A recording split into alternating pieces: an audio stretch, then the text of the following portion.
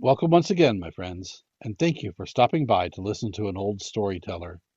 Today we have a Norwegian tale, and the title of this story is The Husband Who Was to Mind the House. Once upon a time there was a man so surly and cross he never thought his wife did anything right in the house. So one evening in haymaking time he came home, scolding and swearing and showing his teeth and making a dust.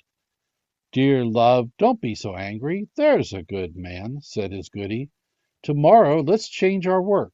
I'll go out with the mowers and mow, and you shall mind the house at home." Yes, the husband thought, that would do very well.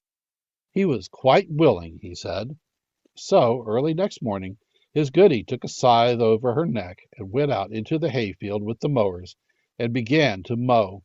But the man was to mind the house and do the work at home. First of all, he wanted to churn the butter, but when he had churned a while, he got thirsty and went down to the cellar to tap a barrel of ale. So, just when he had knocked in the bung and was putting the tap into the cask, he overheard the pig come into the kitchen. Then off he ran up the cellar steps with the tap in his hand as fast as he could to look after the pig, lest it should upset the churn.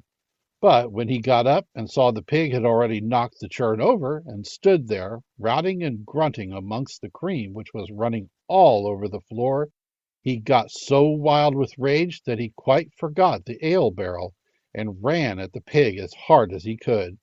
He caught it, too, just as it ran out of doors, and gave it such a kick that piggy lay for dead on the spot. Then all at once he remembered he had the tap in his hand. But when he got down to the cellar, every drop of ale had run out of the cask. Then he went into the dairy and found enough cream left to fill the churn again. So he began to churn, for butter they must have at dinner. When he had churned a bit, he remembered that their milking cow was still shut up in the byre, and hadn't had a bit to eat or a drop to drink all morning, though the sun was high. Then all at once he thought 'twas too far to take her down to the meadow, so he'd just get her up on the house-top, for the house, you must know, was thatched with sods, and a fine crop of grass was growing there. Now, the house lay close up against a steep down, and he thought if he laid a plank across to the thatch at the back, he'd easily get the cow up. But still he couldn't leave the churn, for there was his little babe crawling about on the floor, and if I leave it, he thought, the child is safe to upset it. So he took the churn on his back and went out with it.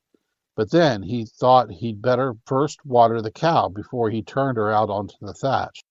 So he took up a bucket to draw water out of the well. But as he stooped down at the well's brink, all the cream ran out of the churn over his shoulder, and so down into the well. It was now near dinner time. He hadn't even got the butter yet.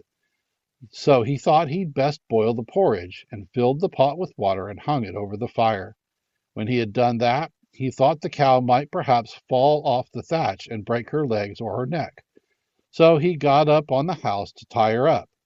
One end of the rope he made fast to the cow's neck, and the other he slipped down the chimney and tied round his own thigh. And he had to make haste, for the water now began to boil in the pot, and he had still to grind the oatmeal. So he began to grind away, but while he was hard at it, down fell the cow off the housetop after all, and as she fell, she dragged the man up the chimney by the rope. There he stuck fast. And as for the cow, she hung halfway down the wall, swinging between heaven and earth, for she could neither get down nor up. And now the goody had waited 7 lengths and 7 breaths for her husband to come and call them home for dinner, but never a call they had. At last she thought she'd waited long enough and went home. But when she got there, she saw the cow hanging in such an ugly place, she ran up and cut the rope in two with her scythe. But as she did this, down came her husband out of the chimney, and so, when his old dame came inside the kitchen, there she found him standing on his head in the porridge pot.